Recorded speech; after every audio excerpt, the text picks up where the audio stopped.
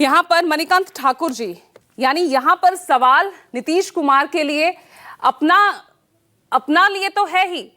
Party का अस्तित्व बचाना, पार्टी में दो फाड़ ना हो, ये तमाम वो सवाल है। इसलिए निशांत कुमार को आगे करने की रणनीति खामोश जुबान से ही सही वो आती हुई सामने दिख रही है।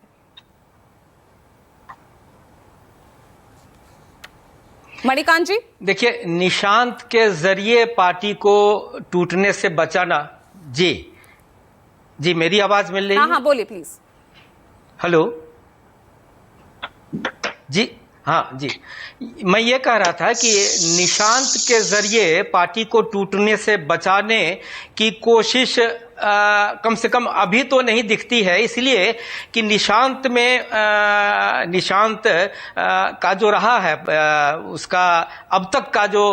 रहा है जीवन, वो राजनीति से बिल्कुल दूर रहा है। और अब जाके निशांत ने कुछ बोल के ये बताया है कि राजनीति में उनकी रुचि है, लेकिन इससे पहले तो बिल्कुल खामोश थे। और उनका जो भी रहा है, जिस तरह का जीवन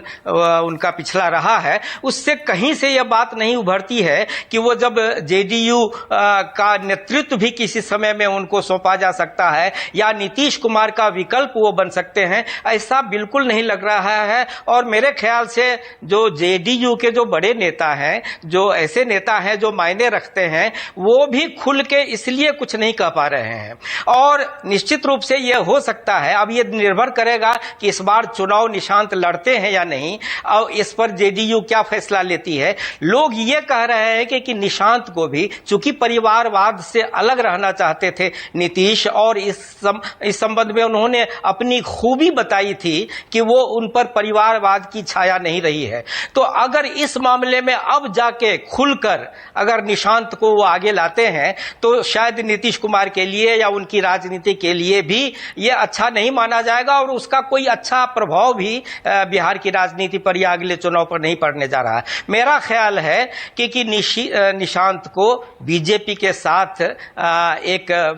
सहमति के साथ उनको कोई एक जगह मिल सकती है, जिससे ये भी ना लगे कि नीतीश कुमार ने अपने पुत्र को यूं ही छोड़ दिया, वो किसी दूसरे करियर को अपनाने के क्षेत्र में नहीं गए और राजनीति में भी उनके लिए मौका नहीं दिया। तो इस पर वो एक तरह से, जिसको कहते हैं कि दिल में है कि निशांत आए, उनको जगह मिले, लेकिन जुबान पर यह खुल के बात अभी इसलिए नहीं आ रही है कि ये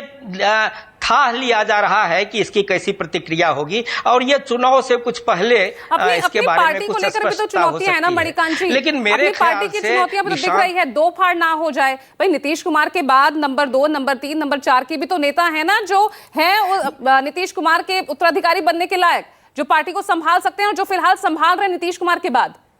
उनमें भी फूट ना हो तो खामोश रजामंदी ये तभी तो दिख रही है। बिल्कुल है, बिल्कुल है पूजा,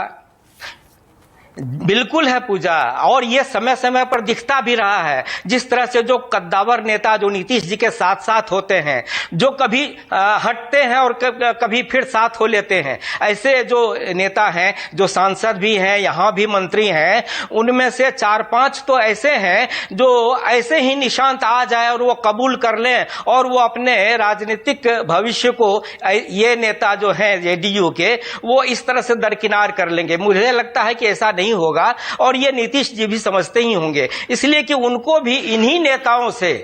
कभी न कभी किसी न किसी बयान के जरिए असुविधा हुई है, और ये सब लोग जानते हैं। जैसे ललन जी का नाम लीजिए, या और भी कई, मतलब जो भी है, सिर्फ 1-2 ऐसे हैं जो बिल्कुल समर्पित दिखते हैं नीतीश जी के प्रति। और बाकी मुझे लग रहा है क्या कि वो खतरा तो है। अगर वो एकाएक इस तरह से वो निशांत को अगर ऐसे प्रोजेक्ट किया जाएगा कि वही नीतीश का विकल्प है और जेडीयू को संभालने के लिए आगे आए हैं, तो मेरे ख्याल से यह संभव नहीं लगता है, और तब किसी न किसी रूप में इस पार्टी के टूटने की आशंका भी पैदा होती है।